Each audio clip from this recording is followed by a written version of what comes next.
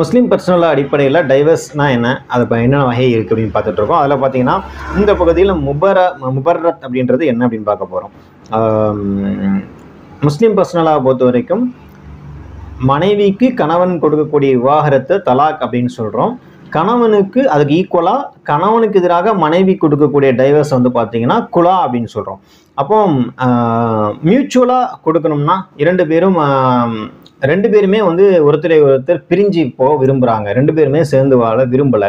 அப்போ என்ன பண்ணலாம் அப்படின்னா இந்த முபர்ரத் அப்படின்ற ஆப்ஷன் இருக்குது. முபர்ரத் அப்படின்றது என்ன அப்படின்னு பார்த்தோம்னா, இரண்டு பேரும் அமர்ந்து பேசி ஒரு உடன்படிக்கைக்கு வந்து அவர்களிடையே எப்படி வந்து திருமணம், இஸ்லாத்தை பொறுத்த வரைக்கும் முஸ்லீம் பர்சனலாக பொறுத்த வரைக்கும் திருமணம் அப்படின்றதே ஒரு கான்ட்ராக்ட் தான், ஒரு ஒப்பந்தம் தான்.